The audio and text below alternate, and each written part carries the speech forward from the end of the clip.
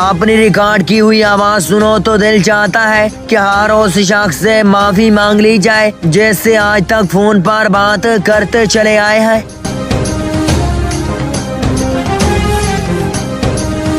Facebook पर वो लोग भी दानिश्वर बने फिरते हैं जिनको अपने घर वाले जरूरी बात करते वक्त कमरे से बाहर निकाल देते हैं। खुफिया जराए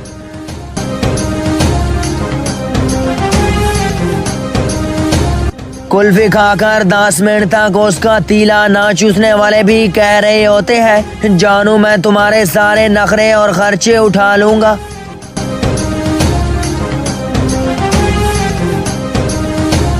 कुछ अर्सा पहले लोग सलाम दुआ के बाद हाल अहवाल पूछते थे, अब पूछते हैं तुम्हारा बिजली का बिल कितना आए। मुहक्किकीन के मुताबिक वॉशरूम के चप्पल और फेसबुक के कपल ज्यादा देर नहीं चलते। अगर कमाना है तो इंसानियत और दोस्त कमाओ, पैसे तो भिखारी भी कमाते हैं। नंबर 2, इंसानियत दिल में होनी चाहिए, हैसियत में नहीं, क्योंकि ऊपर वाला कर्म देखता है, वसीयत नहीं।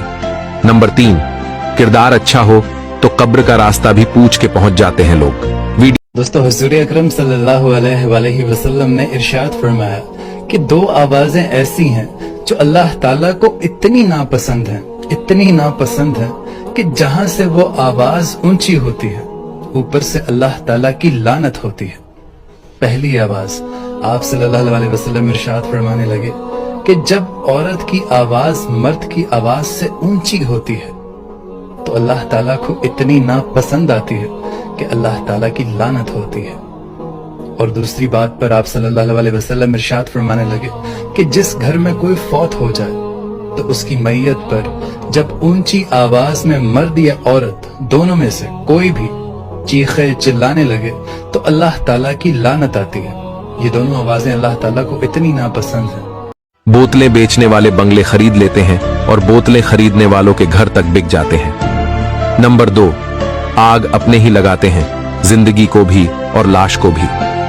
नंबर 3, रिश्ते उन्हीं से रखो जो समय आने पर सहयोग और प्यार दिखाए। जिंदगी बहुत हसीन है, कभी हंसाती है तो कभी रुलाती है, लेकिन जो जिंदगी की भीड़ में खुश रहता है, जिंदगी उसी के आगे सिर झुकाती है। नंबर 2, नफरतों में क्या रखा है, मोहब्बत से जीना सीखो, क्योंकि ये दुनिया न तो हमारा घर है और न ही हमारा ठिकाना। याद रहे, दूसरा मौका सिर्फ कहानियां देती है, जिंदगी नहीं। नंबर 3, खुशी से काम करोगे तो खुशी और सफलता दोनों मिलेगी। क्या आपने कभी सोचा है, इस दुनिया में 8 अरब लोग हैं, लेकिन किसी की भी शक्ल एक दूसरे से नहीं मिलती, किसी के फिंगरप्रिंट्स एक दूसरे से नहीं मिलते, न किसी का माइंड एक जैसा सोचता है, यहाँ तक कि किसी की आवाज भी एक दूसरे से मैच नहीं करती।